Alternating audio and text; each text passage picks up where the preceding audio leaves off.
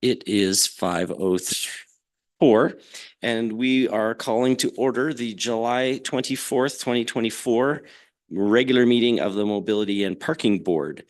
We're going to start with a roll call, and I'm going to start with the folks online. So do we have Rolf there? Yes, present. Thank you, Rolf. And Joy. Yes, present.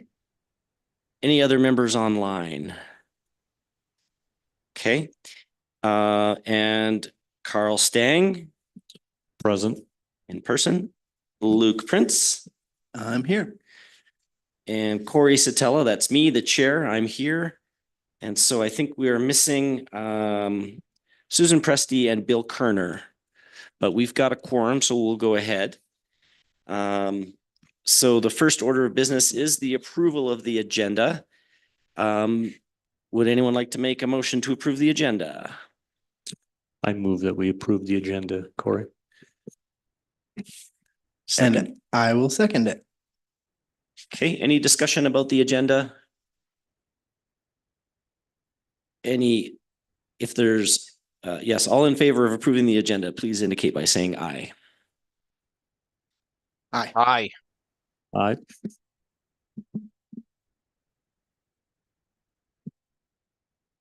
Didn't quite catch it. Joy, can you just confirm you're all right approving the agenda or have any comment?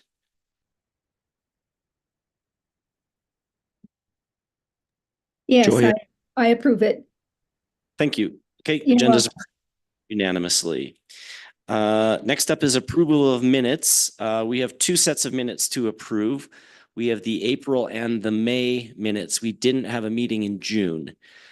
I took a look at the minutes and I didn't have any corrections. I saw there were some items that we might want to revisit, but I didn't have any corrections to make to the minutes.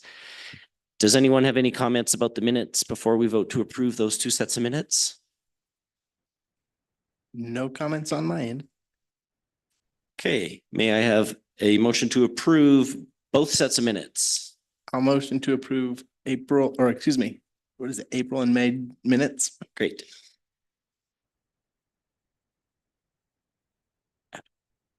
Anybody comfortable making a second? I'll second that. Okay, and if there's no other discussion, we'll take a vote on approving the minutes. If you approve of approving the minutes for April and May, please indicate by saying aye. Aye. Aye. Aye. And if you're there, Joy, we didn't quite hear you. You okay approving the minutes?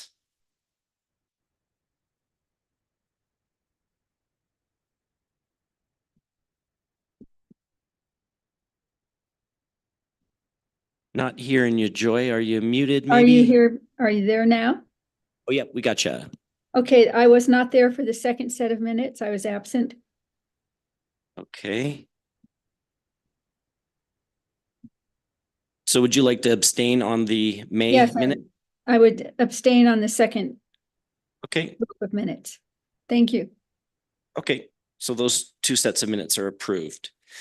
Next up, we have public comment on non-agenda items, and we've got a member of the public here in person, and I'm not sure if there's any more online. Are there any public comments? None at this point. Okay. Any public comments online? Now's your chance. You could speak for up to 3 minutes. Okay, no public comments. So we'll move right into new business. Is that all right with you, Juan? Okay. Yes, sir. Okay, so the what we've got for new business is a presentation from 106 West Logistics Courier Services. And I know Mr. David Riddle is online. Juan, did you want to say anything about this before we jump in? Yes, so this is just me and Roy took a visit out there to Vail to look at the current operation that they're running over there, and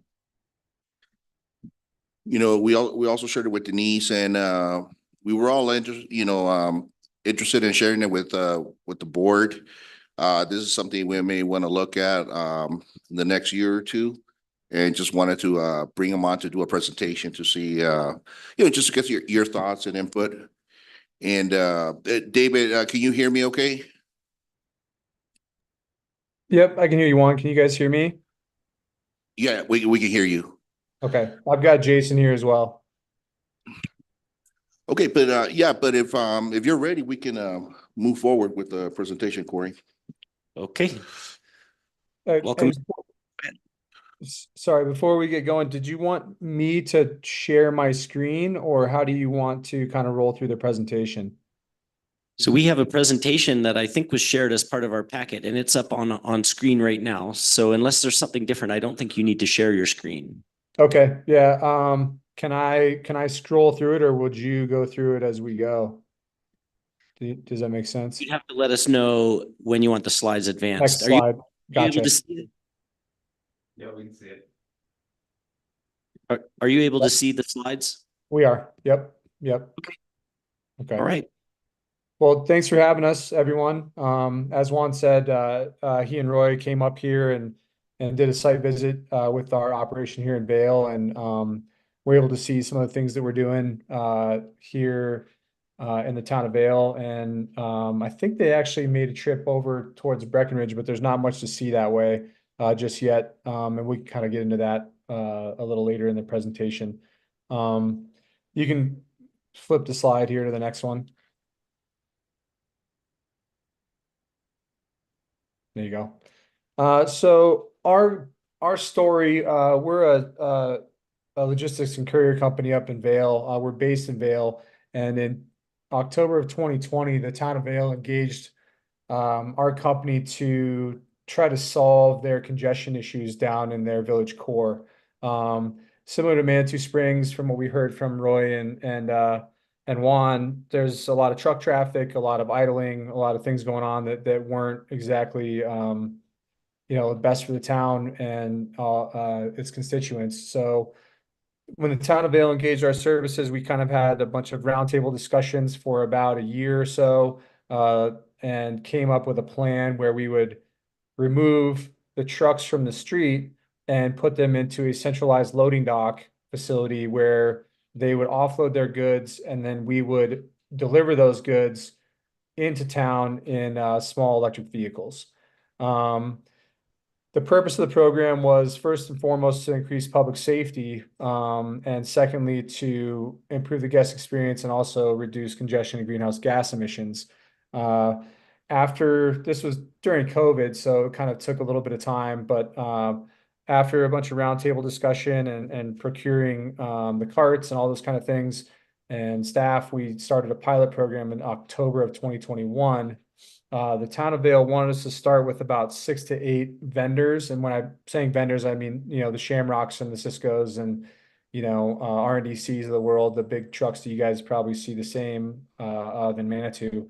Town of Vail wanted us to start with about 6 to 8 vendors just to kind of prove the model. And within the first 6 months, we were able to kind of increase that because of the efficiencies we were seeing to about 24 to 28 vendors within the first year. In October of 2022, the town of Vail went full implementation with this program and passed an ordinance that none of the delivery trucks could enter the village core. And they all had to kind of come down and use this complimentary service to deliver into Vail Village. So from there, that's about almost 2 years ago to this point, we've been going full implementation and servicing over 50 plus distributors down in our loading facility here. Next slide.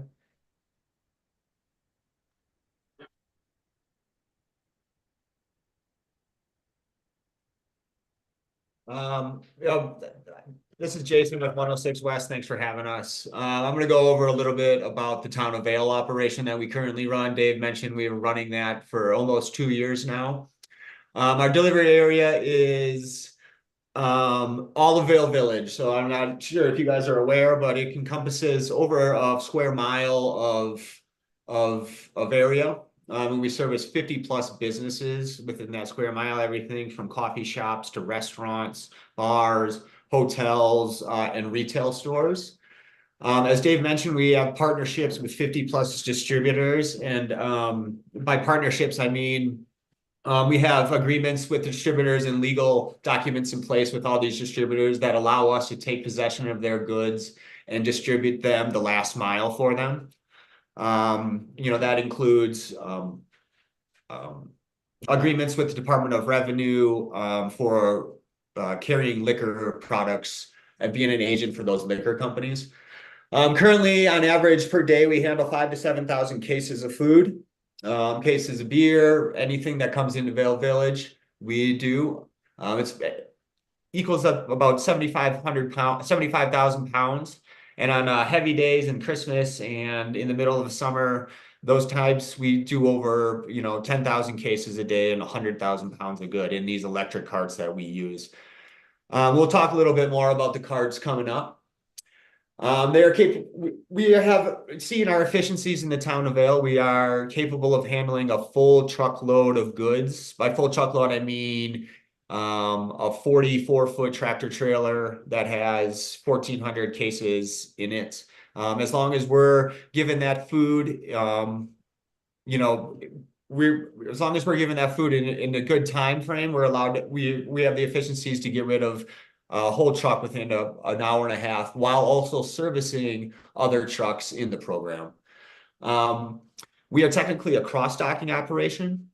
We do not store any of our goods. Everything that we receive in a day is delivered the same day. And that's, the customers on the end, the distributors, customers, and the end customers on the streets of Vale expect their deliveries at a certain time and expect them to be done a certain way. And that's how, we operate. If we operate under the distributors kind of guidance, and anything that they want us to do, we do for them. We have a team of local employees, especially here in Vale, who have been with us for 3 years now, and that's kind of our business model, as we hire locally. We try to take care of our employees. We understand mountain communities and the difficulties that people have living there. So, we try to take care of our employees so they only have to work one job, and that, one job is with us. We operate Monday through Saturday, 52 weeks a year. And then during the busy times of the winter and summer, we also operate on Sundays for a few hours.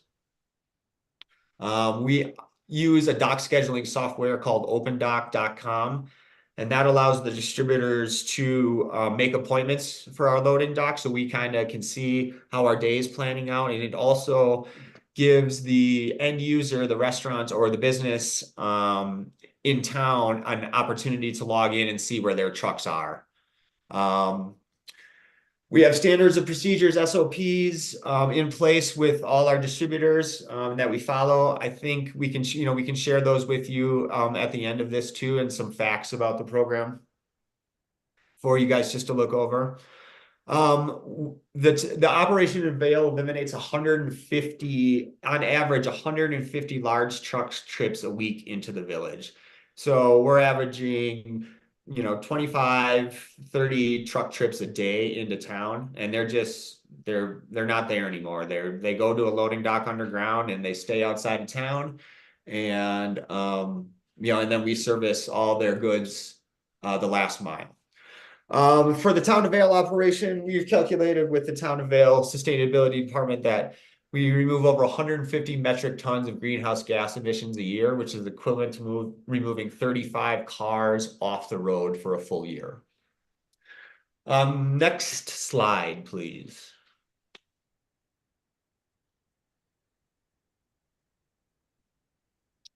So we are going to be starting a pilot program in Breckenridge next month. We are going to be servicing the Main Street corridor, which is over 70 plus businesses. We think that it's going to be about a third more of the volume and work that Vale has. Breckenridge does not have any of the infrastructure in town that the Town of Vale had for us to use. So we are bringing in a modular dock structure. It's a tented sprung structure made from a company out of Minnesota called Dockzilla. The one that we're bringing into Breckenridge has it's a 6 bay dock that we're going to use. It has 4 ingress bays and 2 egress bays. Those can be flipped around and used either way. It can handle a full semi 53-foot tractor trailer. The inside, it's heated, it has fire suppression. We bring in our racking, our warehouse racking and refrigeration. Everything that we need in terms of like the health departments and the DOR, we bring in. Like we said before, it's a cross-docking operation. We do not store food or alcohol. Everything delivered to us that day is taken to the end customer. And once again, we have a team of local employees in Breckenridge. And so on the Breckenridge program, since we're using the modular dock, the reason for that is they don't have the infrastructure that Vail had as far as a big loading dock facility that was under a hotel that they had the foresight to build 20 years ago. We understand that each municipality is different and may have some light infrastructure, may have some permanent infrastructure, may have no infrastructure to use for this kind of a facility. But Dockzilla is a amazing company. They do a lot of work with Amazon and FedEx and build these facilities all over the country. And they're modular, but they can add on, like let's say Manitou has a dock bay or two just kind of sitting idle somewhere. Well, they can add on to that existing dock bay fairly easily with more of a temporary structure on the side of it or behind it or whatever it is. We're excited to start using that in Breckenridge, and there's not that many municipalities that we've spoken with that actually have infrastructure like Vail has. So we're really excited to use them in Breck and kind of build a relationship going forward. Next slide. So these are the vehicles that we use in both Vail and in Breckenridge. They are made by Club Car. I'm sure you're familiar with them. They're called the Club Car Urban. They're a street legal, low-speed electric vehicle. They have 8-foot beds on the back and are capable of carrying over a ton of goods, 2,400-pound load capacity. So you saw in a few of the earlier slides, we're able to pick full pallets of food up and just place them right on the back of our carts and take them the last mile. They have very long battery lives, over 8 to 10 hours per day. We get out of our batteries per day, so they last all day. We haven't had any problems with these new batteries that the Urbans use. They're they're winterized. The carts that we use are winterized, plus the batteries are winterized. We have larger tires, a wider wheelbase, and then the battery is a blanketed battery, so it keeps it working in very cold conditions. In fact, the Swedish Postal Service uses 1,000 of the same vehicles for year-round, everyday mail delivery in Sweden. Next slide, please. So deliveries, from pickup to delivery, our team will handle every step of the process with utmost care. We call it our white glove service. We have a natural order of deliveries that come in. So everything that comes in, the food is what we concentrate on first. We get that out as fast as possible to the final destination, and then it's followed by beer, wine, liquor, and then dry goods and linens and other miscellaneous products, retail products, and things like that. As I mentioned, it's a customized delivery. So if you have certain restaurants or bars who want, their product placed in the cooler or some in a freezer, we do that. We work with the staff at the restaurant, and then we also work with our distributor partners and make sure that we're doing the job that they're expected to do. We also provide a service. We also provide services like picking up dirty linens, empty kegs, empty soda gas tanks, empty beer gas tanks out of restaurants and places to free up some area. We understand that, a lot of these places are small and they don't have a lot of room. So we try to help out with them by just getting some of the stuff out of their way. We do think for our beer distributors, we go as far as rotating kegs and removing empty keg shells, tapping, retapping lines and things like that. Whatever the distributor requires of their employees is also how we require of our employees. Next slide, please. Yeah, what we've seen and talking to some of our upcoming clients in Breckenridge, the general public benefit that we see is improved safety and guest experience in and around pedestrian areas and curb spaces. It just kind of frees up those areas to, operate in, as opposed to having a large truck parked there idling for hours and offloading. We reduce a ton of traffic congestion in Vale Village. It used to be that these trucks would come in, try to do their deliveries, and just sort of park helter-skelter and be stacked in there like cordwood, if you will, up and down the streets. And that's all gone now. So because of that too, we improve a ton of delivery efficiency. These guys, what used to take them 6 hours or more to offload their trucks, they have a one-stop drop with us. They come in, they back up, they offload their goods, and they're gone. I think Juan and Roy can attest to that. They were able to see some offloading going on when they were here, and it's pretty efficient. So Vale doesn't have necessarily parking in their Vale Village area, but what Breck is seeing is they can kind of eliminate some of the loading zones and add some parking capacity to where these trucks used to be able to park. So that's a good public benefit as well. And then reducing truck idle times is massive. I mean, these trucks would sit there for 6 to 8 hours and run their reefers, and or moving location to location. And the reduction of greenhouse gas emissions, the numbers that we got from Vale were honestly kind of surprising to us. But it's quite a reduction in greenhouse gas emissions, just in our small square mile area that we operate in. Next slide. And as far as the program benefits for the distributors, like I spoke about before, it's just the efficiency of having a one-stop drop allows these guys to alter their routes. So some of our distributor partners are able to lump routes together. They'll come up to Vale and do their drop and then turn around and go to Steamboat. That used to be 2 different trucks, and now they can run it in one truck. They spend a lot less time on HR headaches as far as training their drivers, and, a twisted ankle walking down the stairs and having a workers' comp claim. All those kind of things are eliminated with this program. We provide an extra set of eyes on the invoices, which the restaurants and the distributors like as well, because if they, fat finger an order and they order 11 cases of something instead of 1 case, we can kind of catch it at the dock and just kind of put it back on the truck, and it can go back to Denver, Grand Junction, or wherever it might be coming from.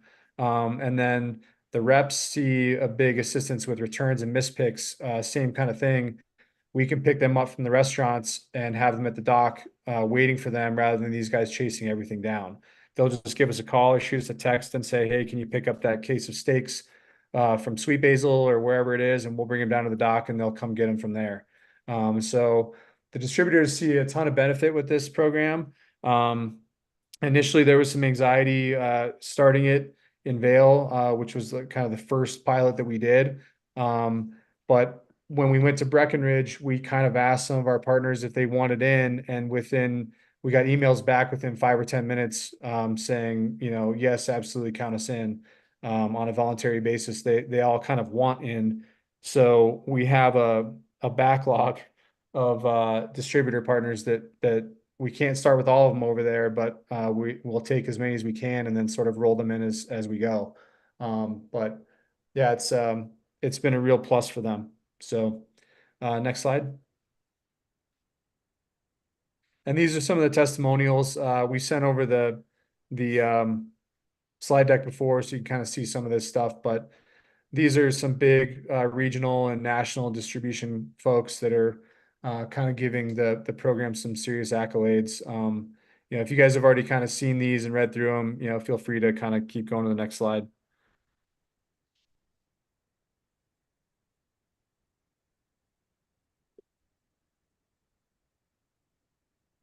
So yeah, some of like Dave mentioned, not just distributors see some of the benefits, but the end user sees the benefits also. They see the same people in their restaurants every day. Like we talked about, our team has been together for over, 2 years. So it's a very, it's a comforting feeling when they know that they're going to get the same people in there every day and not, a random driver coming up from, Denver or Colorado Springs or something like that they have to retrain. They see the same set of people and our guys know where everything goes and, the who to talk to if there's a problem.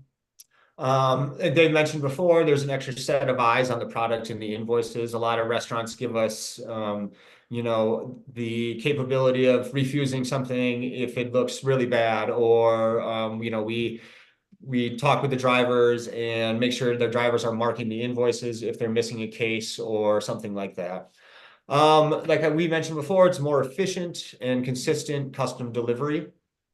More space for storage for the restaurants or the end user. Like I mentioned, we removed dirty linens, empty keg shells, and it helps with the food and liquor turnover. It gives them a possible extra set of delivery days. Some of our vendors who deliver to Breckenridge are already talking about bringing 2 trucks up to Breckenridge a week instead of having 1 truck, just because they see the efficiencies and are able to come to us and drop a high volume of cases off and then just move along down the road to another town. We also offer assistance with returns and mispicks. We act as a go-between between the restaurants and their reps and the drivers and just kind of facilitate that whole process. Because it's all the kegs and the things I mentioned before about returning the keg shells and the gas shells and, returns of food product and things like that. That's all money for the end user, for the restaurants that they need to make sure that they're getting back. So we help out with that too. Next slide, please. This is another testimonial from Kathy Roach, who is the business administrator for Sweet Basil Mountain Standard in Vail. They're 2 of the highest volume restaurants that they have in Vail. You can move along to the next slide whenever you're ready.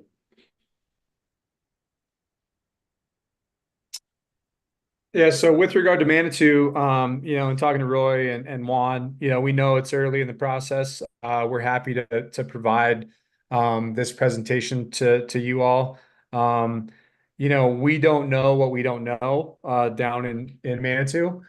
So this slide just kind of offers up, hey, in the event that you guys want something like this or want to explore this further, we'd be happy to kind of come down, do an initial assessment on things. We can talk to our distributor partners that distribute down there and see what kind of volumes they're working with.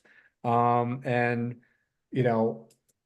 figure some things out, right? I think the first thing to find out would be kind of that top bullet point on the indent there is municipal business and community support or desire for change.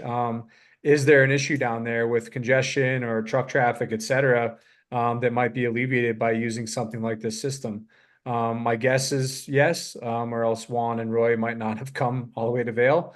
And then from there, the first question we always get is kind of where would you put something like this? And that's sort of up to the town to be creative on some level. Maybe there's an empty lot somewhere that you can put a cross-dock facility from Doxilla. Maybe there's some existing infrastructure that you can kind of tag onto. We don't know. And really, what are the delivery needs? Is there different times of day, week, month, year, et cetera, that you guys are really busy? My guess is you guys are really, really busy in the summer and maybe die down a little bit in the winter time. We're not sure. And then similar to Vail and Breckenridge, they're talking about single hauler and possible expansion of this same program into trash and recycling. So effectively, they would have one company doing load in and load out of food and beverage coming in as well as trash and recycle coming out.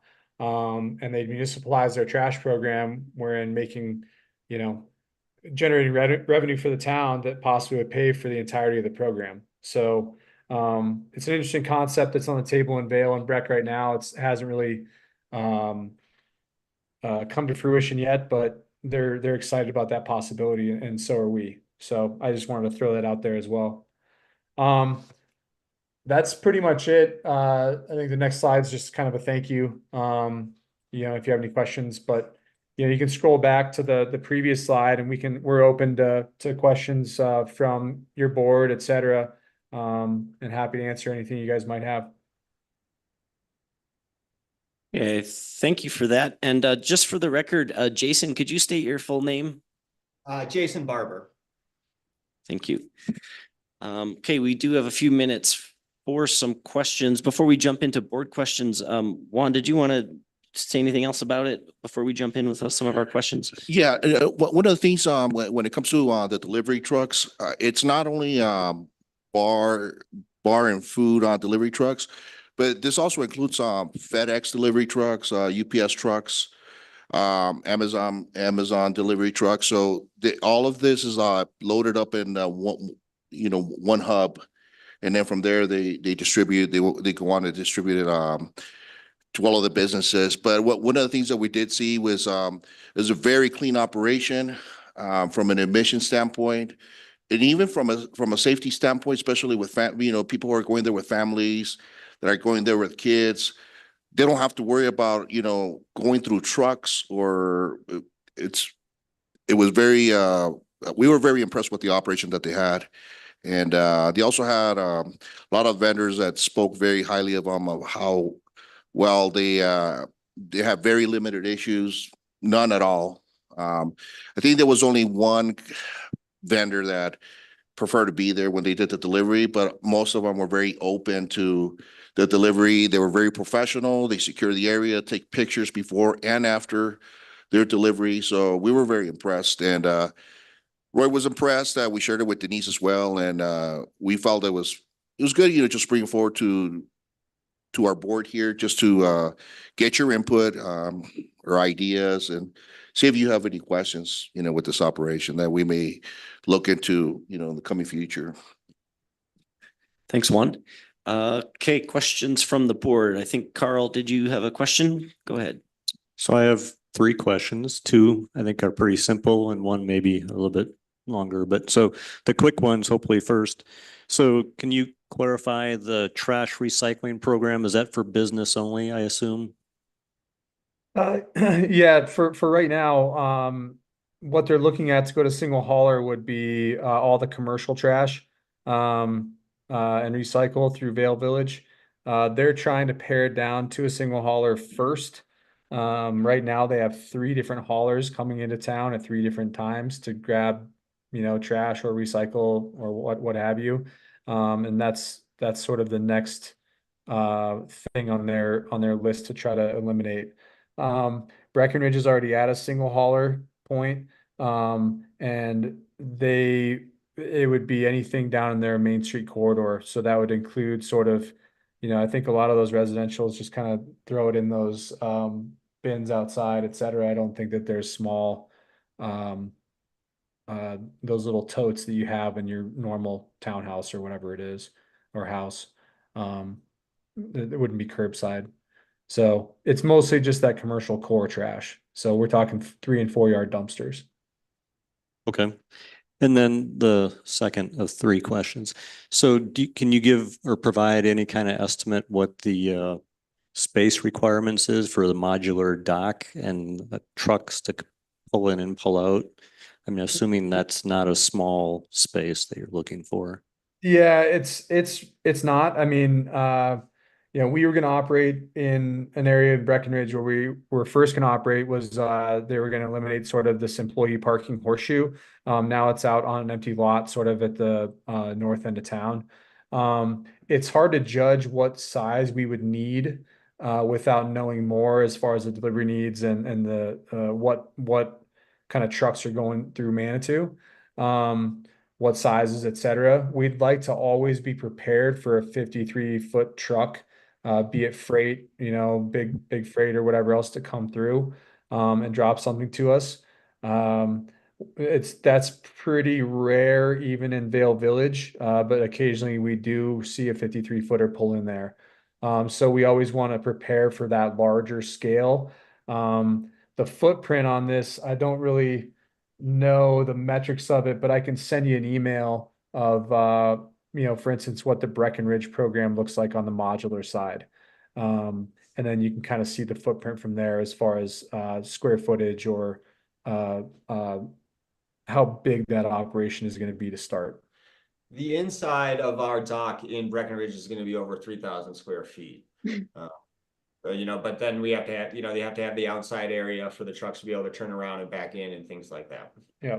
And that's just what we're gonna start with in Breckenridge. We might need to add on depending on the volumes and things like that. Awesome, thank you. And my final question, can you touch on, and I probably don't have time to go too deep, but like, what's the economics of this? Who pays for the service? And how do you pay your folks? Yeah, so our contracts, both contracts now are with the municipality directly. So with Vail, the pilot program was started on a free complimentary basis, just to prove the model. And they explored some different modeling as far as the cost was concerned. They explored sort of a hotel fee or a restaurant fee, et cetera. And then they said, who's benefiting most from this scenario? And the resounding answer was that the distributors were benefiting the most. So they elected to charge the distributors a dock permit fee, which offsets the cost of this program about 50%. So the town right now, to keep it simple, the town is subsidizing 50% of the cost, and the distributors are paying the other 50% of the cost of the program. And the idea behind trash and recycle is that if they municipalize it, and this program kind of does all of the above, the revenue generated from the trash and recycle program and removal, because everybody's going to pay for trash, right? Whether you're a homeowner in town or a whatever HOA that you're in pays your trash fees. They pay it directly to the town. The town just sort of has that pot of money out there, but it would effectively, from their metrics, be a wash, and or they'd be generating revenue, but still have this program in place, load and delivery and trash and recycle. So that's the thought behind that, is that it basically would make the program pay for itself and some. Thank you. Other questions from the board? Luke's got some. Go ahead, Luke. Yeah, I've got a few. One's pretty easy. How far, I heard you say a few times that you really handle the last mile. Is that just a figure of speech? I take it. How far can you be from city center? Yeah, it is a figure of speech in the logistics world. But for Breckenridge, for instance, I mean, we're going to be about, what is it, a mile and a quarter from our furthest stop. But we're kind of on the outskirts of the main street of town there. We haven't really, a lot of these towns have, they can stretch us out a little bit further north in Breckenridge, but they wanted something that was a little more efficient and closer to town. I have no doubt that these vehicles can handle a little bit further of a run. I wouldn't want to spread it like 10 miles outside of town. I think you'd run into some issues as far as you'd need reefer vans or something like that in the winter time or in the summertime. And, think about when it rains or snows, you don't want to be too far away.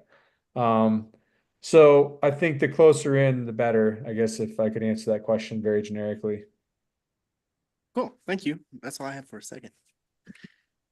Any questions from board members online, Rolf or Joy? I just had a couple of questions. I think, can you hear me, Corey? Yep, go ahead, Joy. Okay. One of the challenges I think we'll find in Manitou is finding a place for the dock.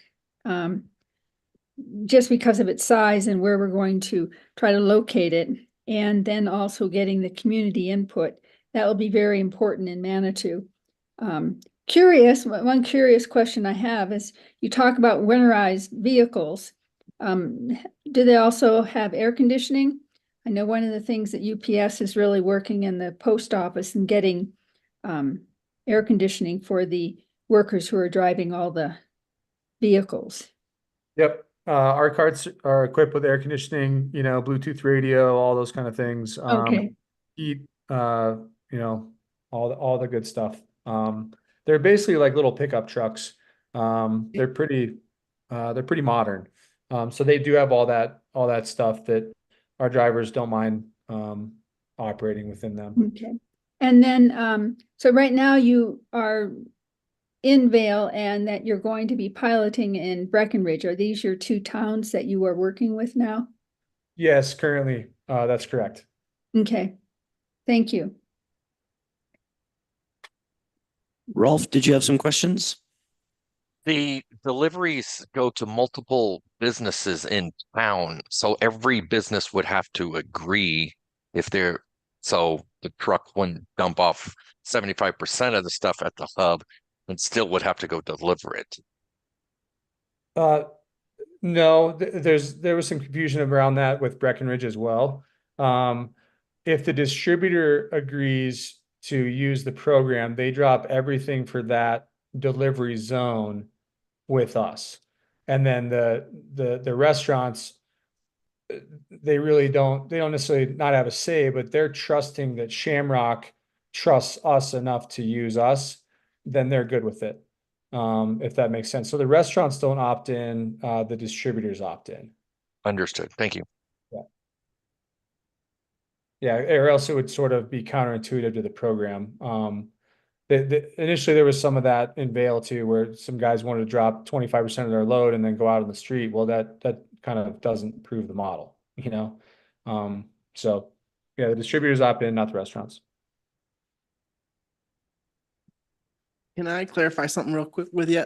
The, am I thinking of this correctly in that the 106 West delivery specialist, they would be bringing in the order of Bud, Coors, hamburgers, Shamrock, you know, all these different food and all the orders all at one time. Right, so let's say I'm the Keg downtown, I order from 10 different distributors, they now just have one guy coming into their storefront versus 10 different distributors. Is that how I'm looking at that? Yeah, that's correct. In a general term, that's right. Yeah. Thank You know, you. yeah, the timing of all those trucks coming in is a little different, you know, and we don't commingle the product and go to a location. So let's say Shamrock arrives first, well, they'll get all their Shamrock goods, you know, ASAP. And then let's say the Budweiser truck shows up second, they'll get all their Budweiser products, you know, sort of in that order, if that makes sense. Yeah, and we might have to go to that restaurant more than once per day just to be able to get them all their goods. Yeah, yeah, but they'll see, you know, the continuity of service is, like you said, it's just one delivery team. It's not going to be, you know, 18 different delivery teams coming in there any given day. It's just one. Thank you.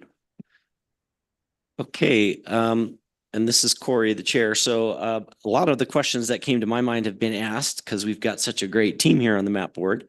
So thanks everyone for those. Some of the questions that come to my mind, I don't think we can answer today, which is, you know, what might our chamber and the businesses in town think of this idea? What are the synergies in Manitou that we could access that are different from other places? And yeah, it's the community input. Oh, and the other question that popped to my mind is, you know, currently we have somewhat of a system where we have delivery trucks that use the center lane of Manitou Ave. What might we do if we didn't have to use that, and how would this displace that? And you know, what would this replacement look like? These are all questions that we'd have to talk about it if we were to move forward any further. So I don't think I've got anything else to ask right now. I'll say thank you very much for that presentation, and we'll keep on moving. Yep. Thank you for your time. Yeah, thank you guys very much. And we'll be in touch. Yeah, thank you, David. Thank you and your team, and we'll be in touch. Okay, thanks, Juan. Thanks, Corey. All right, great. So we'll keep moving here, moving into old business. Wait, before we do that, I do have a question that wouldn't be for the presentation, but I do have a question for us. What would be why would we do this versus make an ordinance that says you can't make deliveries between 8 a.m. and 5 p.m. in the heat of the day and curb all of the deliveries to the off hours. And then you have all of the delivery trucks in town at once and then they're gone because the ordinance says they're not allowed to be there.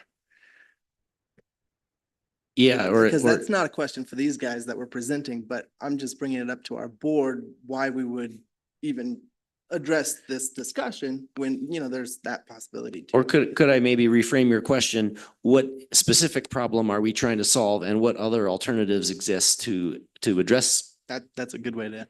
hit that. Yeah. Did you want to comment? Oh, I'm sorry.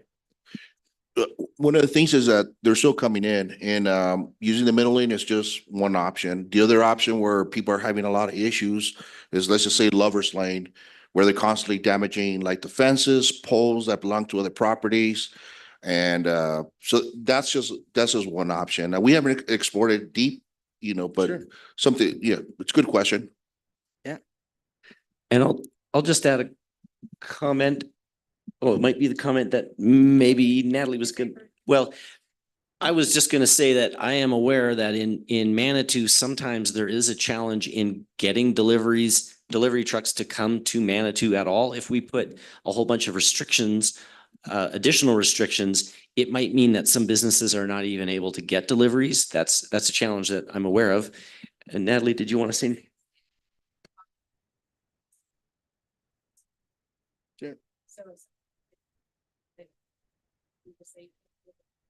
Can't hear you.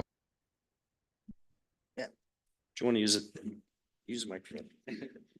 There, Natalie Johnson. No, it was similar to what Corey expressed, just that sometimes we don't have the buying power because we're not buying the quantities that they are, being requested from other communities. So sometimes they just would say, we just don't deliver to Manitou, because that already happens. Like there's distributors that we've worked with that have said, we're only going to deliver to Manitou one day a month because we're just not getting the requests. And then we have to, make that work for us. And that's the current situation. So adding additional restrictions might just not support some of those things, but who knows? Yeah, maybe there's some benefits of this program that would make it easier for distributors to work in Manitou. So definitely be interested to learn more about it. All right. If everyone's all right, we'll move along. Item number 6 is old business. And the first one under old business is pilot programs. And all of us here in person have got a printout of a professional services agreement proposal from Urban Landscapes. And I'm not sure if Rolf or Joy has got access to that. I know it didn't make it into the packet. If you're okay with it, Rolf and Joy, I think we'll proceed. We've got it up on our screen, so you should be I able can to see it on the screen, so fine. Okay. And so this follows on a discussion that we had in May, I believe, and I brought up the idea of, fundamentally, I would like us in Manitou to start thinking about pilot programs for some street changes so that we could try some things and we'd get better at knowing what to measure and what a successful pilot might look like, and try some things in a non-committal way so that we can learn and identify potential problems before we invest in expensive permanent infrastructure changes. And with following the discussion we had at our May meeting, I did request for a proposal from Urban Landscape. So that's a local Colorado Springs company that is knowledgeable about these kinds of things, and they've shared this proposal. And the proposal was for Crystal Hills Boulevard. And the reason that I'd asked for that was it seems like a really obvious place where some changes might be possible. We've got a really large roadway. It's not safe for pedestrians or bikes. There's a lot of space that we might be able to try some other infrastructure. What might a pilot look like there, and how would we know if it was successful or not? So they provided this proposal. If you look through it, it really, it's not a proposal to do an implementation of a pilot. The proposal includes as a primary delivery, it would be proposing 3 different types of potential pilots and estimating the costs of those. And then there's also an option to have some stakeholder meetings, and then there's a budget for mileage and reimbursement. I would say at this point, I'm not advocating that we would try to go ahead with this proposal, but my hope is that we could talk a bit about pilots and what are the kinds of things that would make a pilot successful in Manitou. And a little bit of discussion with Juan. Juan had said, yeah, this is a good thing for us to think about. And here are some of the questions that we sort of came up with. One is the problem statement or the current state. What data would we want to gather? How and when would we gather it? And I think that comes down partly to our capabilities today. What data do we have access to? Identify challenges that we'd have to address, determine the opportunity costs. What would it cost us to do this pilot versus moving ahead with something else, or just doing a full implementation? Because some of the things you'd be doing twice. And then how the pilot might be used to inform future projects or decisions. So with that, I guess I have a couple of details that I would get into, but to start with, I would just invite initial responses or reactions from the board to this proposal. Well, Corey, I would like, can you hear me? Yes, go ahead, Joy. Good. I'm uncomfortable when we don't have it in the packet or we don't have the information and it's just given to us on the day of our meeting. It doesn't give us time to really look at it, to digest it, to think about it. It just sort of hits us in our face. And we really should be able to have that kind of information on the agenda in such a way that we can actually see it. There's people who do listen to our meetings, and I think they deserve the ability not to just have, oh, here it is, and it's on the screen, and we're going to start doing all these things. I'm not saying it's a bad project or something we shouldn't do. I'm just saying that it's not very transparent when we just say, oh, here it is, and look at all this stuff, and let's discuss it. It's not really fair to our community. Thank you. I think that's a point well taken. And before I address that, James, do you see that? I think Susan is online and has her hand raised. And so maybe we need to promote her to be a panelist. To your point, Joy, yeah, apologies for this oversight. It didn't make it into the packet. The intention was that it would be part of the packet, and it didn't make it in this time. We're not seeking any kind of a motion or a vote on this. And we certainly will make sure that this proposal gets shared out to the board for some consideration before we would make any kind of decision about anything. So, well, I'm still pretty uncomfortable because what you're saying is, you know, apologize for it and sorry. It's not the first time we've had issues about getting information, and you know, I'm uncomfortable even discussing it when it's just sort of thrown onto the screen. And I know you don't mean it that way, certainly, but that's how it feels. And I think just to say, well, we'll just do it and the next time we'll make some decisions isn't the way that we should go about bringing these ideas in. Part of our role as a board is to look at ideas and philosophies and you know, come up with some different solutions and things. It is not to come up and say, we're going to do these pilots and this is what we're going to do and here's all the parts and here we go. I think that defeats our credibility as a board. Thanks. Okay, got it. Thank you, Joy.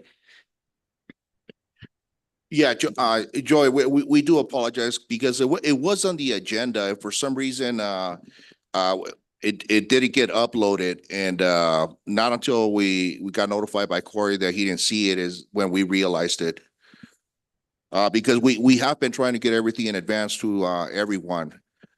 We put the calendar. No, it's not a criticism, and I'm not criticizing you or getting things uploaded. It happens. I understand. I've run meetings before. It happens. Things don't come on, but at the same time, then we shouldn't discuss it until it is on appropriately. It's not really a criticism of you or getting things uploaded at all, because you have a lot that we do already. But I think if it's not there, then we have to accept it and put it on the next one. Okay, so that point is heard and understood. And I think what we're going to do right now is just talk in general about pilot programs. And again, the specifics of this one will be sent to you and you'll have a chance to comment specifically on it later. Well, I thank you for hearing me, but I don't think you have, but I'll sit back now. Thank you. Thank you, Joy. Noting that, are there any questions or comments about from anyone else in the group about what you've seen here or thoughts about it? Well, I would, Corey? Oh, go ahead. no, go ahead, Susan. Corey, I have a more basic question. I'm not sure where pilot programs fall within our scope of work for our 2024 goals. I don't see any mention of that in our 2024 goals. Now, I wasn't on the board when we created those goals, but I'm not seeing anything that is directing our work on this topic in 2024. Can you enlighten me where we added that? Yeah, Susan, this pilot specifically what wasn't included, but what was included was a biking master plan that was in our 2024 goals. So that's where this ties into the biking master plan. Yeah, and before we move into the bike master plan, I think as a board, we have discussed the idea about doing pilots and infrastructure changes as using pilots as a way to test out and identify potential issues in the future. So I don't have the 2024 goals in front of me. I think the concept of doing pilots is included in the TMMP. And it's something that we've discussed in the past, and so it's something that I'd like to move forward at some point when it's right for us. So that's why we discussed it in May. The instruction after we had a discussion about it in May, we agreed that we would get a proposal, and so that's what we're trying to move forward here. And I see Carl's got his hand up. Okay. So I'd just like to throw in, I mean, we spent months doing this book study. And my take of the book study is, hey, we're trying to look at mobility and parking in Manitou Springs differently. And every time we do a book study, it's like, hey, what can we do differently? And so pilot programs to me folds into that very well. And the book study was on our 2024 goals.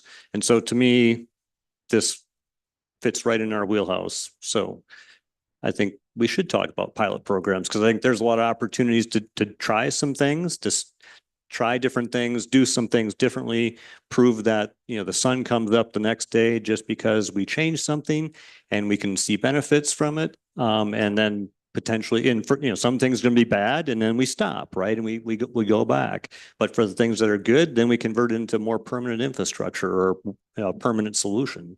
And it ties into the book study. Thank you.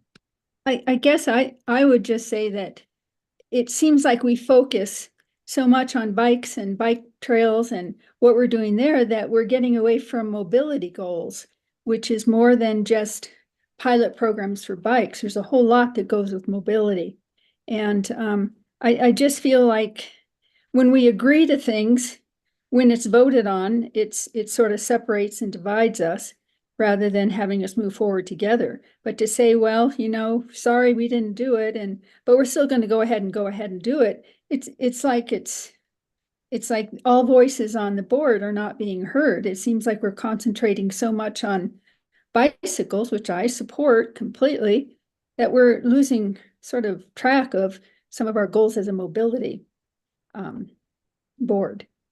So I agree with Susan on that it's, you can make goals work. You can play the game of going around and saying it's in the book and it's here and it's there and we can do it and why not? But it sort of begs the question. Thank you. Thank you, Joy. Carl? So I am totally open to all mobility options. So Joy, I have not heard anyone once turn down any proposals. So if you have ideas for other pilots, please bring them forward. Instead of complaining, bring forward ideas. I think that would be more constructive use of our time. Thank you. Thanks, Carl. So I don't want to spend too long on this. What I would like to do to prepare us for some future discussions about potentially doing some pilots is talk a little bit about specifically what data is obviously relevant to us that we might want to measure and what we've got the capability to measure. And it would seem to me that anytime we were looking at a roadway, if we were to consider a pilot, the things that are immediately obvious are vehicle max speeds, vehicle average speeds, vehicle volumes, as well as bike and ped usage. Those are the obvious ones to me. Are there any other obvious things that we would want to evaluate or we'd want to include if we were to consider a pilot program? I'd say the type of vehicles, since we were just talking about delivery trucks and we've talked about buses on El Paso before. So what types of vehicles that we're looking at? Okay. I think another one is, because I know after reading this, it talks about assessing reports. I think it's getting the metrics. How are we going to monitor that? Who's going to monitor that, and how are we going to come up with a report at the end of the month? How are we gauging that information to help us assess proper reporting with it? And then just determining taking the action steps to get started with that. And Juan, I don't know if this is something you can answer right now, but I know we've got some capability for doing some measurements through the streetlights program. Is that something that you use regularly to look at? Is my understanding it can do vehicles, but not bikes and peds? It does vehicles, and it's tracked mostly to analyze the speed. That's what we use it for when we're using it, tying it in with the speed tables. We do use it for speed. We have asked and we've tried to locate other companies to see if they track bikes, but I have yet to find one. There are things on the road, and probably you can enlighten me. There's that you run over and it counts the axles that run over. Does the city have those that do basic vehicle counts? Well, we ordered some speed tables. Is that what that is? Those are the speed tables Okay. that you lay them down, and then that's how we were able to track speed of the people. And I believe it does give a count. Nice. I would need to check on that. We have those today. We have been using We have a them? few. I know we ordered some more, just Okay. because we want to spread them throughout the city, for speed usage. And so Juan, would it be possible or appropriate? Like, is that something that you could maybe give a bit in a future meeting, give a presentation about? Hey, this is the technology, this is the capability, this is how many we've got and how we might use them? Absolutely. I Okay. can put a presentation together for that. Okay. Well, I want to keep the meeting moving, and I definitely want to, respect the comment that we didn't actually have this in our packet, and I don't want to dig too much more deeply in this. So we'll make sure that this presentation gets sent out. Again, there is no proposal for us to move ahead with this, so it's really informational. And my hope is that we can use this to have some future constructive conversations about whether and how we'd like to do pilot programs. So let's move on to old business. Number 3 then is action steps to develop a bikeability master plan. Juan. And actually, left this for next month since we had a long agenda, along with the book study. So you'd like to table this until next month? You're right. Oh, That should have been taken out, but okay. So it is on our approved agenda. And so what I'm going to ask now is there any objection to removing action steps to develop a bikeability master plan from the agenda? No. I could make a motion to remove it from the agenda if you would like to do that. Make it official. Okay, that'd be great. So you're making that motion, Susan? I am. Is there a second? I'll second. Any other discussion about removing it? Just before we vote, I do want to share that we have actually provided starting a glossary of standardized terms, so that does exist. And I'm not aware that we've started the inventory of bike facilities. So those were some things that were on the list. So that's just a quick discussion about that. Does anyone oppose the motion, which is to remove this item from our agenda? Hearing none, that passes unanimously, so that is removed from the agenda, which takes us then to staff reports. So Juan, do you want to go ahead with that? Yeah, if you could put up the PowerPoint, James.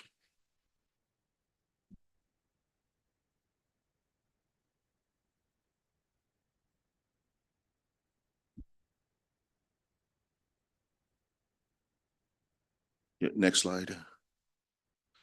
Yeah, so this is a Pike Ride report that we for June 2024.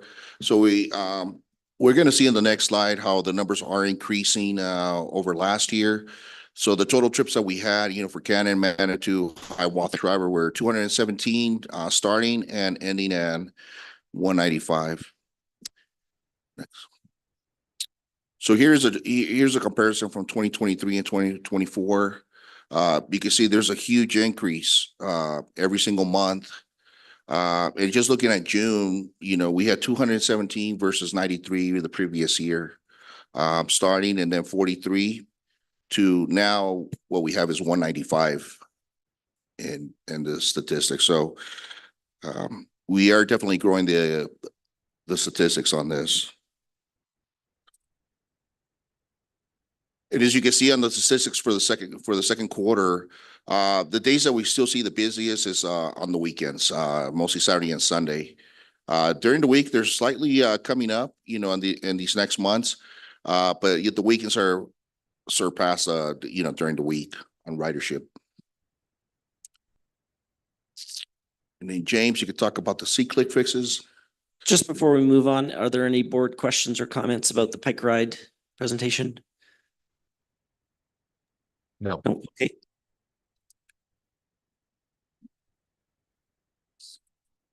Next up, C-Click Fix. You got the microphone, James? So last month we kind of talked about coming up some ways to display kind of like the dashboard view where it shows each individual crest, and then it also kind of breaks down the work orders that were completed. The way the website's set up, it doesn't allow me to kind of display that view. So I can show it more or less in real time. So I'll go ahead and get that pulled up really quick for us.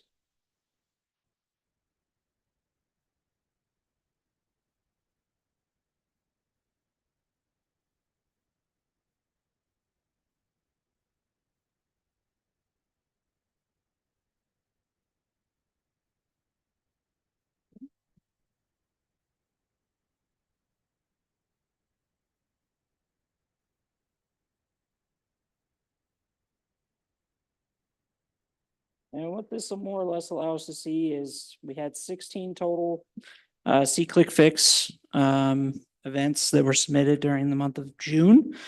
And of those, we've closed pretty much everything except for one, which is still active and ongoing.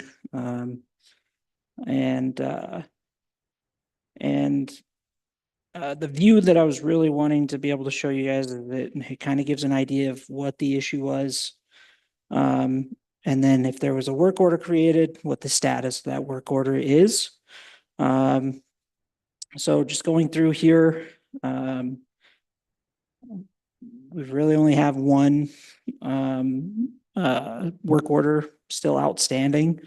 And this is for a complaint regarding ADA requirements. So it's something that we have to go through and confirm before we can really take any action to resolve.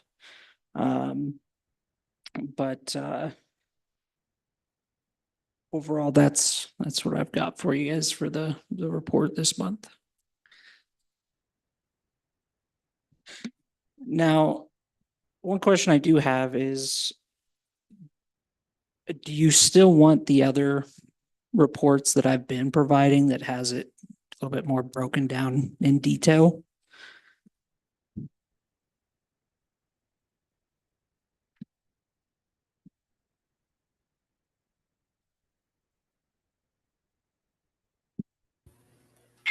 I would say Do I- what most helpful for me is to have kind of a summary of what the major topics are rather than each individual one.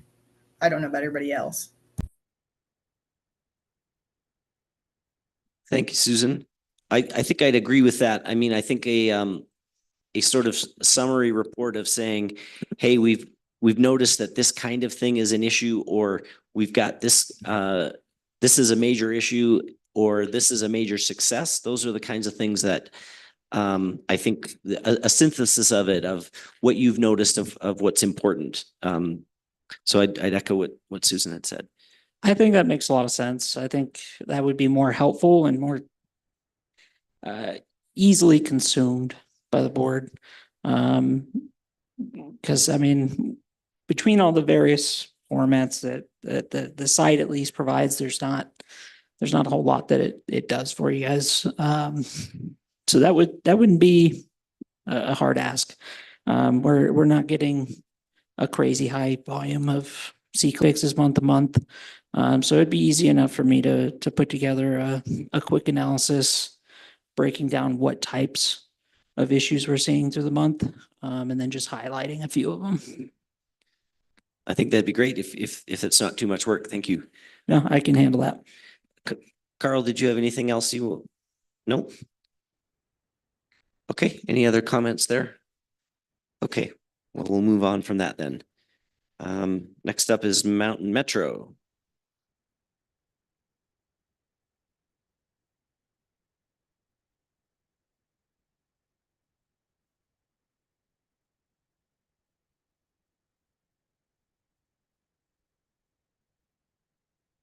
As requested, I did remove the previous month data, so it's just the month of June for this.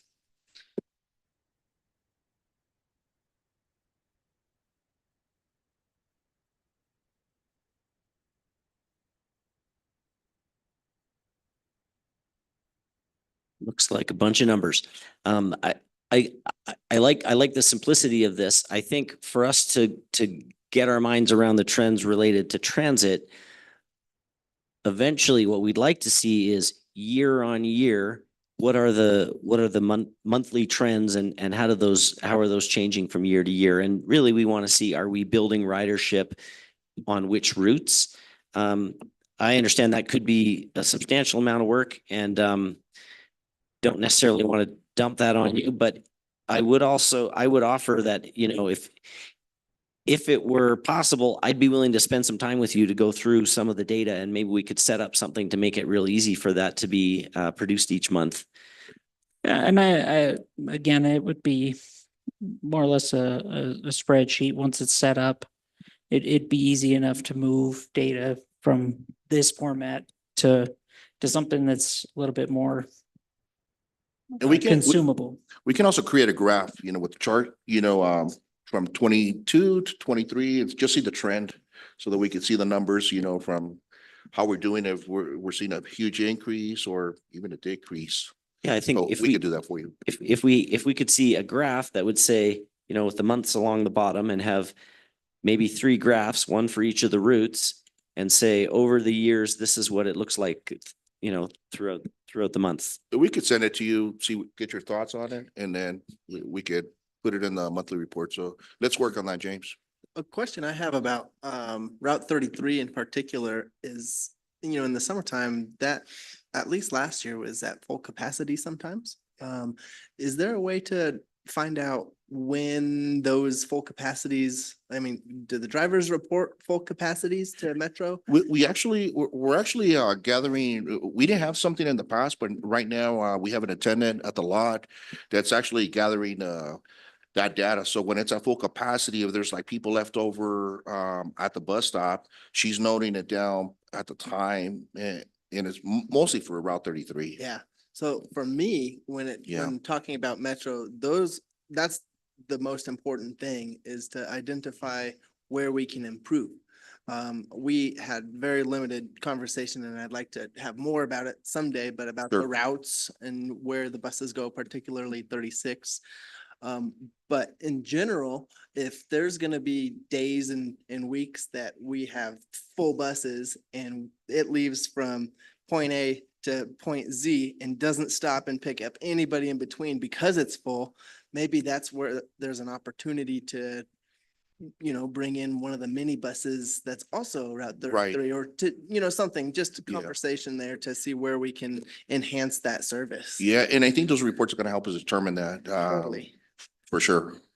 That's what piques my interest. Thank you. Right. Carl, go ahead. One quick comment. I really look forward to the chart to see the trends. And I must admit, I'm encouraged by the Route 36 numbers. And I will mention that on my way down here tonight, I saw like a half dozen people down by the Green Willow waiting for the 36 bus. And, in the past, there's been the comments of, oh, no one's using it. And, this clearly shows that that's not the case, which is a good thing, right? Getting people out of their cars and, parking at the hotel and coming downtown on the 36 shuttle is a fantastic thing. And having it be a cutaway also is a big help, because they mobilize a lot quicker too, versus your bigger buses.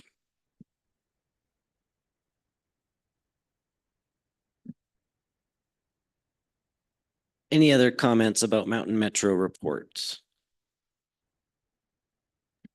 No. Okay. Let's move on to improvement updates. Improvements and updates.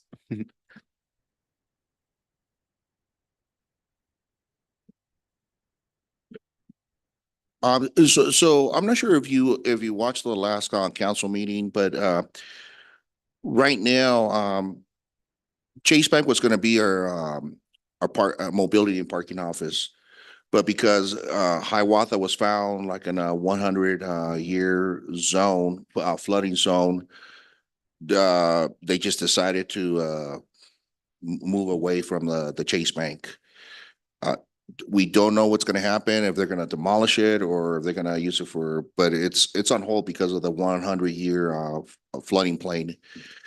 So now we've our parking offices, because we were already working on a layout. I think I shared it with everyone a while back at the Dillon Motel. So now we're going to be moving our parking offices over to the Dillon. So we're going to be using that location for a mobility hub, and our parking office. So just because of funding constraints right now that has already gone into the Chase Bank, we're going to be working first on the brick building right now. OLC, which was the previous our architectural company, was charging us way too much, so we decided to cancel them and just go with a different company that actually worked on the police department, the police building, and they're the ones that they're currently working with us right now on the design. Once we get the design, one of the things we want to do, we want to bring it in front of you, everyone here at the board, so so that we can get ideas and input from you guys on how the layout looks, your recommendations, and just getting all your input on it. But that's what we're at right now with the Dillon Motel. I have a quick question about that property. Is it, so there's the Dillon Hotel, and then there's right next to it, there was the old car wash. Is that all one and the same property? So we actually just recently purchased a car wash lot. So now it does belong to us. So that will be part of the Dillon property Nice. that we'll be able to use for a transportation hub. And Juan, I just want to make sure I heard this right. So the plans for the Chase Bank are on hold. And the reason is because Hiawatha was found to be in a floodplain. And I'm sorry, I maybe have missed the news on this, but does that put all of our plans for Hiawatha? There's just gonna be delays, just because now the permitting now seems to be more expensive, so it may just be a little bit longer with Hiawatha. Okay. And so we've still got the Chase Bank property. It's out there, but we don't know what's going to happen with that. And we're waiting to see what happens with Hiawatha first. Correct. Okay. And I will say there was some discussion about some possible options at the Historic Preservation Commission. So if you want to go back and look at that YouTube video from this the beginning of or it was a week and a half ago, 2 weeks ago, that it shows some of the issues and possible options that the engineers are looking at. So, and one or two of them may impact the Chase Bank location. Susan, did they ever get a price to pick up the building and put it on a new foundation for the flood zone? I haven't heard of one, and that was not one of the options that was discussed. So I don't know if that was how far they went in exploring that. Yeah. Just my idea. Seems pick up a building pretty easily, and it's wood. So anyway, probably too late. I think maybe all of us should go back and maybe we'll watch that YouTube from the Historic Preservation meeting. Carl's got his hand up. So just a couple things to build on what Susan said. I think a similar presentation was presented at council back in June with the different options. And like Susan mentioned, a couple of the options include trying to reroute the stormwater and, a drain pipe underneath the Chase property. And so the Chase property is in question. And there was some discussion, Rolf, about raising the building, but the problem is I believe it's more than 4 feet too low. And so it's a significant lift, and the cost to do so and the mitigating circumstances around that are potentially too great. So it was actually deemed through proposal less expensive to try and address flood water through the creek and around the property. Thanks for that additional information. So just bringing it back around. So glad to hear we've got a bit more property down by the Dillon because of the car wash, and we look forward to seeing and having a chance to provide input as the architectural plans come ahead with that. Okay, what's next? One question about that Dillon property. I remember a while ago, maybe I'm mistaken, but was the goal to try to get that up this summer just as a auxiliary parking lot? Because I know there's a lot of stuff that has to do with the buildings. Right. But is there any update of Yeah, potentially so opening it? our goal is to have it done by next May of 2025. Cool. Yeah. Thank you.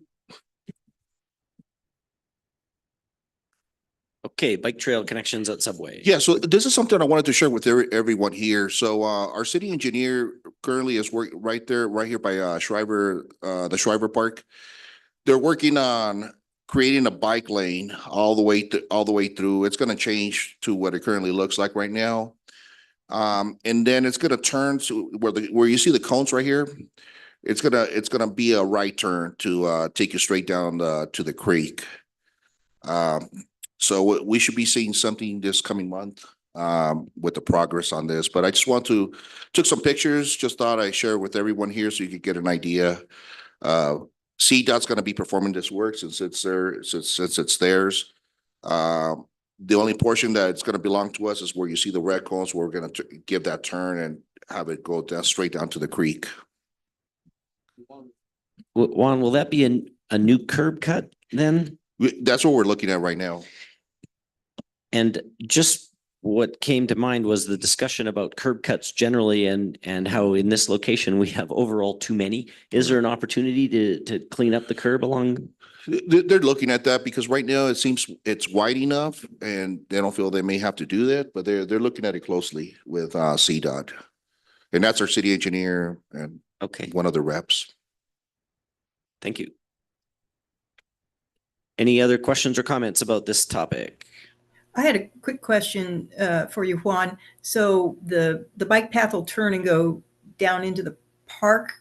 Does it connect to the other path, or what's its connection point? Yeah, Is it no, just- it's gonna go directly to where these red cones are, and then it's gonna take you directly to the creek, to the creek walk area.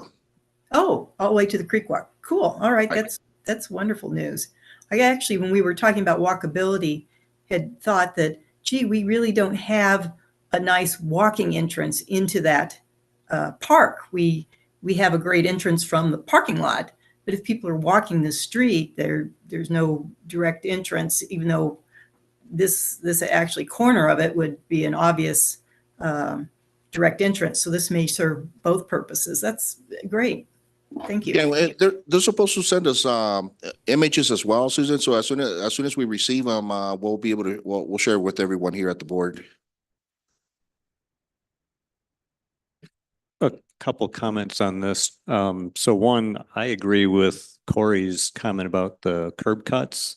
I mean, so walking and biking through this quite frequently, you see people trying to avoid the stoplight and going through the curb cuts to turn around or to avoid the stoplight. And so closing them off, I think would eliminate a lot of that kind of crazy maneuvering.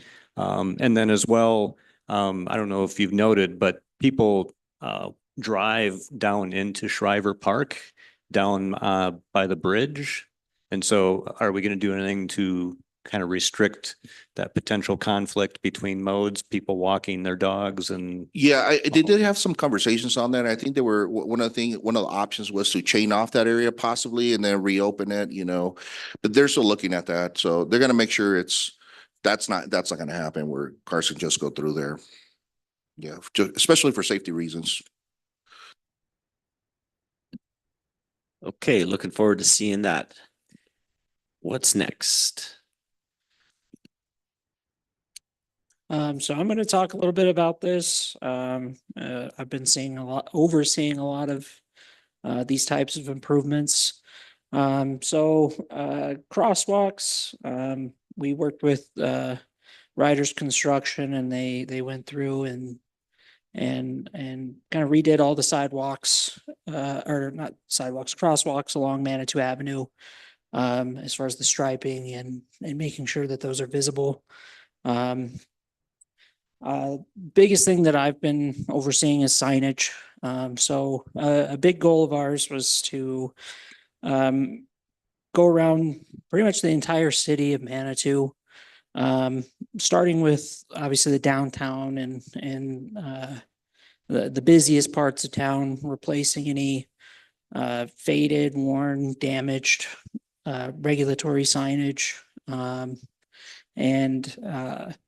and up to this point, we've knocked out Cannon Avenue, Manitou Avenue, Ruxton, and Crystal Park Road. So we're starting to branch out to some of these smaller side streets, and we're just replacing anything that we encounter, and we're removing anything that no longer makes sense. So hopefully, improving not only the functionality of the signs, but also the overall look of the town as well. The other thing, if you notice, we're doing a lot of road repairs throughout the city, especially in the neighborhoods where, you have roads that are really in dire need of getting repaired. So you're going to see a lot of road closures. You'll be able to see that the work that they're doing, but we have a plan. We made an inventory of all the listing of all the streets that are in dire repair, and they're working on it right now. And if I'm not mistaken, that plan is posted on the city's website. It is. Yep. So if anyone's got questions about that, please check out the city website. Looks really good. I have a question for the striping. There was a whole bunch of brand new crosswalks added to Ruxton, both up near the railway and along just Ruxton in general. There's one near Pilot Knob, lower part of Ruxton near the church. And then it seemed as though pretty quick after they were applied, they were like stickers that came off. When you're saying that we did the new, restriping, are we painting them this time or re-adhering those stickers that fell off? What does that look like? Yeah, no, there was an issue with, it's right, it was Rogers Construction that, that's doing the work for us. And I think that one of the issues that they had is when they were inlaying those, the crosswalks, they weren't grinding it deep enough. Got So it. that's why you see that it looks like it's peeling off, but they're working on it and, they're doing it by sections because there's a lot of sections where it started peeling off and, but they're correcting that issue. Well, I really like seeing all the new crosswalks because I mean, if anything else, it gives the verbal cue to drivers to say, hey, there's people that could potentially be walking in this area. And while I'm on the topic up near Seven Falls, or not Seven Falls, Rainbow Falls, there's a new crosswalk up there too. Again, if anything else, it tells drivers to, hey, there's something happening. There could be people walking in this area. So thank you for all the work on the crosswalks. I think they're super important. Yeah, right now we're in phase one of Manitou. We've done from like Serpentine up to the 900 block of Manitou, and then phase two would be, we're working in small sections, until we get them all done. But yeah, that's definitely going to help with safety. Yeah.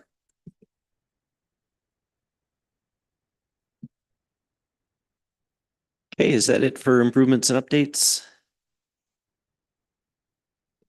That's everything for me, unless you have anything to add, Juan.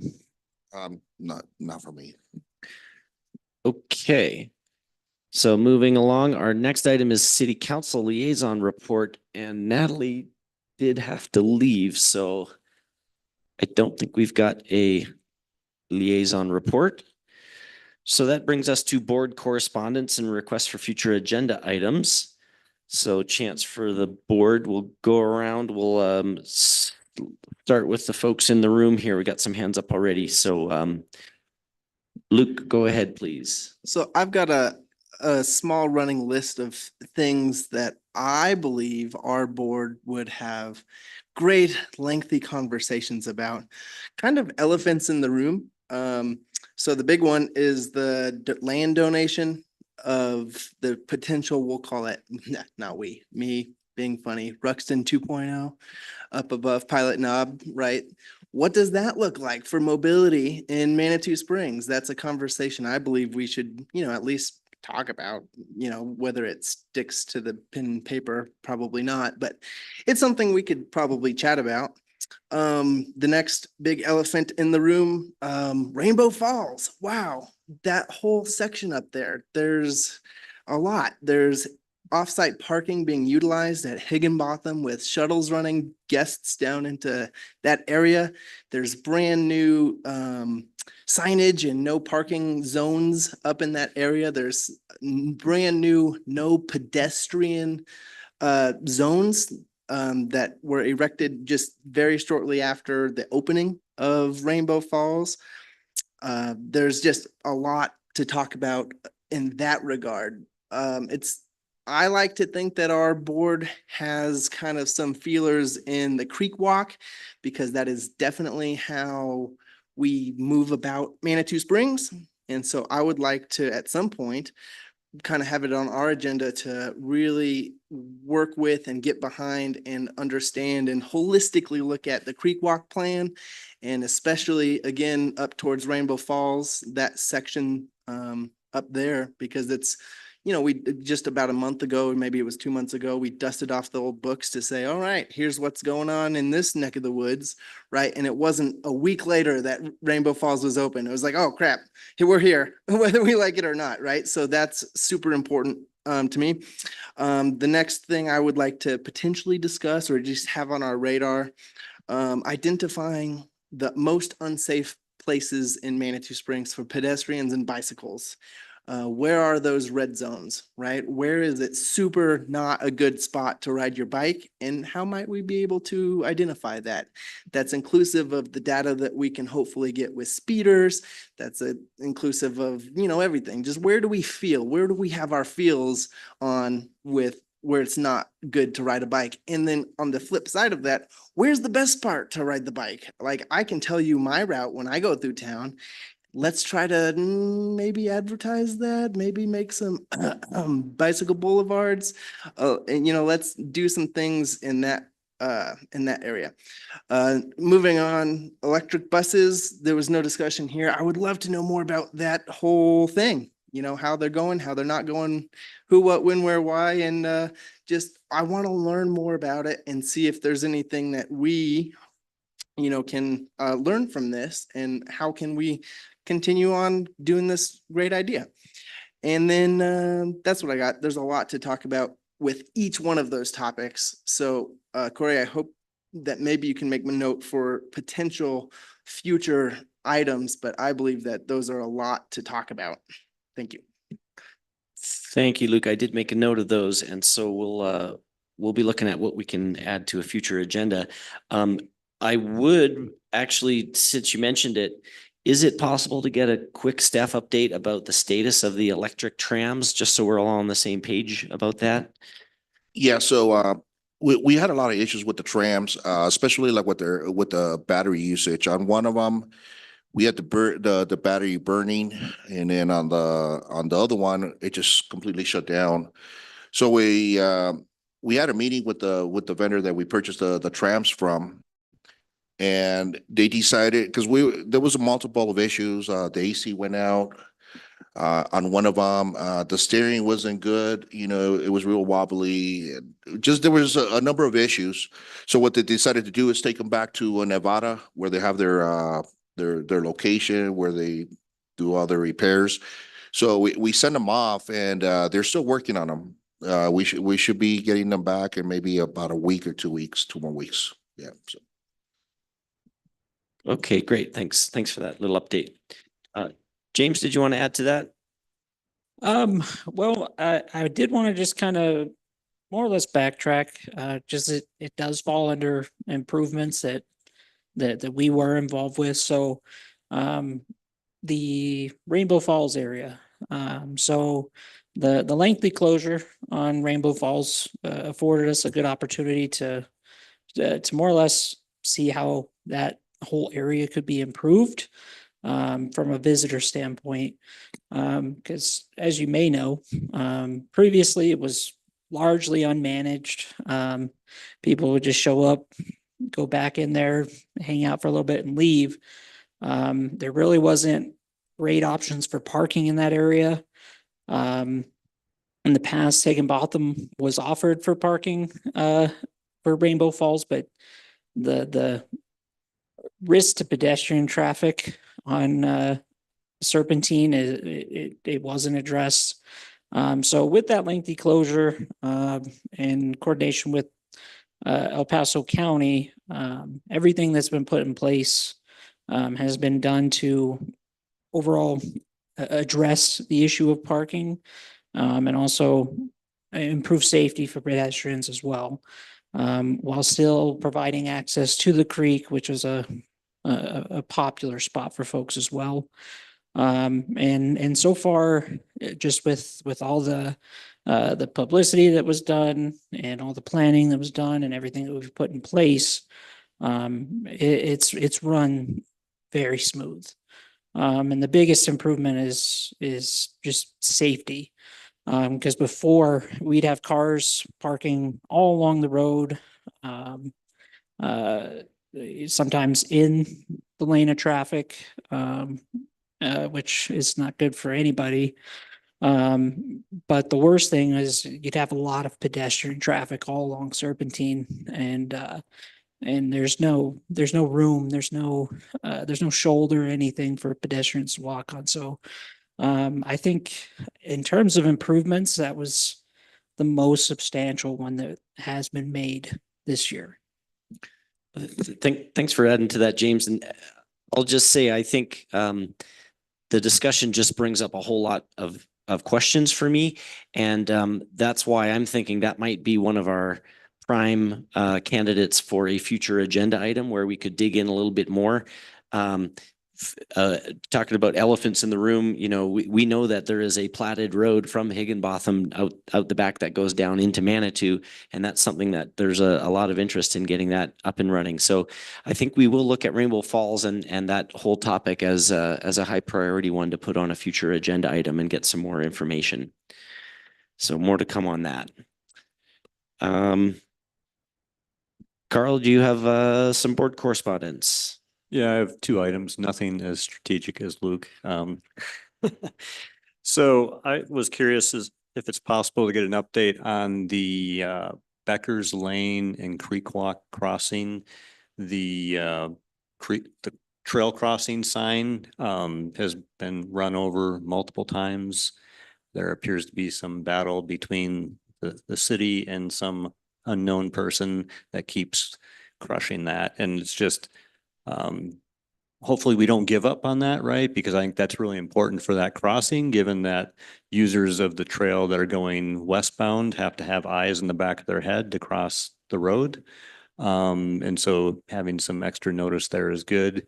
And as well, it's kind of very concerning to me because if people are treating the sign like that, you know, that's kind of like they're giving their vote on how they view people outside of cars. And so I think we should not give up the battle there. And likewise, similarly, the school crossing sign at Poplar and Crystal Park Road, you know, that got hit. I believe they're trying to get the contractor to pay for it, but you know, school is going to be starting soon. And it feels like we should have something in place there to allow kids to cross safely on the way to school. So if we get an update on that as well, thank you. What was the streets again? Poplar.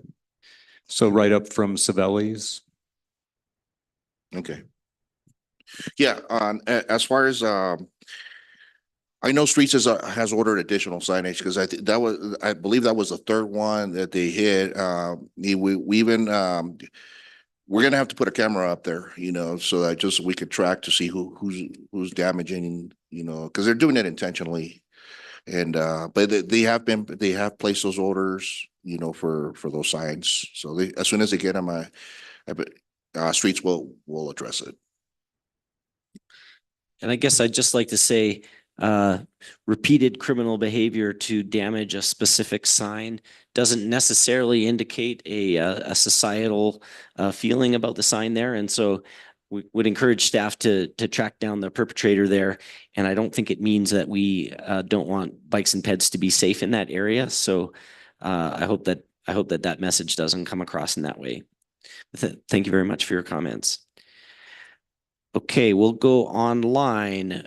And I see Susan, you're unmuted. Do you have some board correspondence for us? Well, I did have one item that I would love to see on the agenda soon. We're over halfway through the year, and I don't think we've gone back and looked at our goals for this year.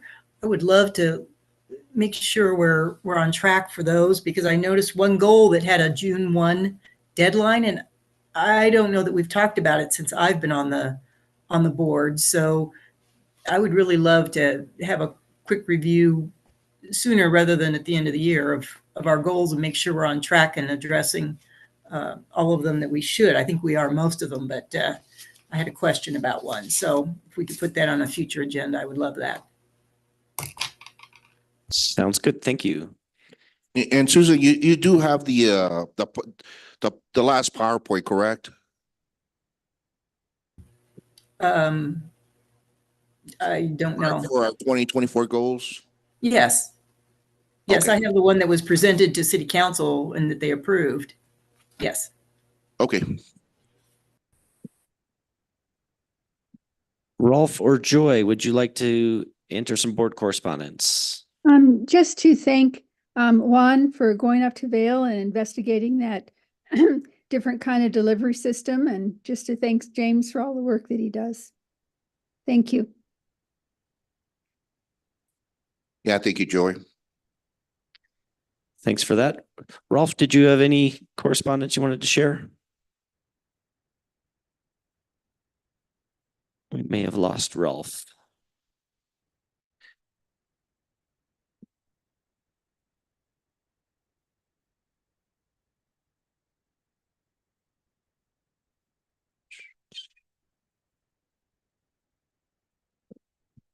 Okay, so that comes over to me, and actually the one that the thing I was going to bring up was the comment that Luke mentioned about this land donation proposal. It's probably everyone is aware that there was potentially a proposal for a land donation with a stipulation that it be used to create a new road and potentially a parking lot. That proposal has since been withdrawn or has not been brought forward at council, but it's potentially still at play. And I would just say, as a mobility board, I agree with the idea that that's something we ought to talk about. There's obviously going to be a lot of emotion about it. I'll say the proposal would put a road that I could see from my house, and I'm not exactly excited about that. But I think in Manitou, we have to think about what space do we have and what are the potential benefits we could have from any proposal. And especially when we're in a situation where there's a potentially a donation of land, we need to talk about it, and we need to have a good, a thoughtful and methodical discussion about it. So I hope that the map board can be part of that at the appropriate time if that were to move forward. And that's all I had. I've got one more. There's an old hotel right next to the Schmishny Nut Lot that I don't know anything about, but I know it's gated up and potentially being demoed and potentially being saved and maybe being a parking lot. James Hesley. So that property was purchased by the Metropolitan District. Their intentions were to demolish the properties as they have a lot of issues.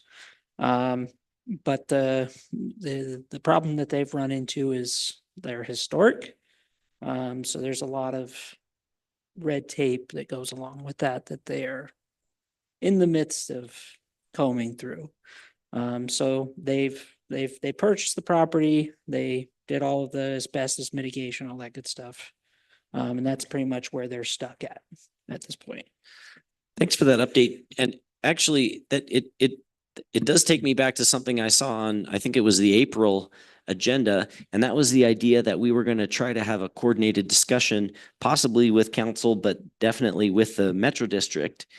And I think we put that on staff to try to set something up for this fall. Yeah, so just to give you an update on when Metro District, we're gonna be parting ways with Metro District. So we're no longer gonna be managing their lots. They're gonna be managing their own effective, I believe it's in January 2025. So we had a meeting and they wanted to part ways, and we just felt it was better for both sides to move forward. I wish Rolf was still here because he'd be able to, because he sits on the Metro Right, he board does. still. I'd be curious to. I don't like hearing that. We gotta work together, but that's just me. Yeah, Maybe not just me. I think this I goes say way that. I just back. think we should all work together. Yeah, I think this goes way back. I think I know that, there's always beef. I don't know. right.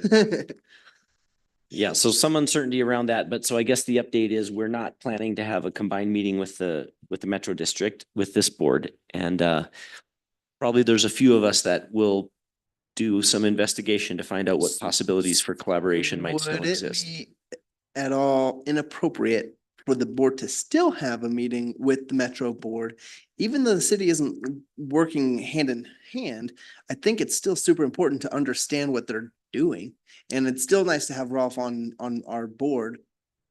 But I don't want to just disband a potential conversation because they're no longer coordinated with the city. Yeah, I think I feel at this point, I'd like to collect a little more information before we propose a formal action for this board. Carl's got his hand up. I mean, I'll mention, my understanding is the Metro boards are public meetings and everybody is welcome to attend as they see fit. And so if you want to attend, we can go there'll be public comment and it should be the normal kind of board meeting, so you could provide input and ask questions. James, did you want to add something? Yeah, in terms of the city's relationship with the Metropolitan District, the deal that was in place is we were managing pretty much all aspects of their operations. So we were handling the aspects of their staffing, the parking enforcement, the maintenance. And that's the relationship that has ended. And any changes or ideas or potential opportunities that would occur with those parking lots would still have to go through the Metropolitan Board. So those opportunities do still exist. At no point did we have any leverage to make any changes with those lots. We could take items of interest from this board and present it to them, and then they can move forward with it. That's still a possibility. And like you said, it is a public meeting, so any of you would be able to attend.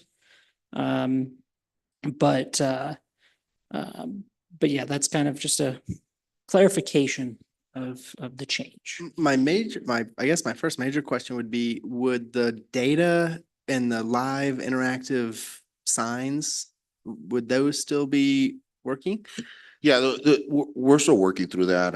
We're working out, the pay stations, because they are in their lot, and we're also gonna be addressing to see if they want to keep them or not. But it's a discussion we still have to have with them. Okay, so it's, yeah, got it. Thank you. No problem. Okay, well, I think that's a good place to wrap up then for now. Are there any other comments anyone wants to make or bring up before we move to adjournment? Hearing none, we are adjourned at 6:55. Thank you very much, everyone. Thank Have you. a good night.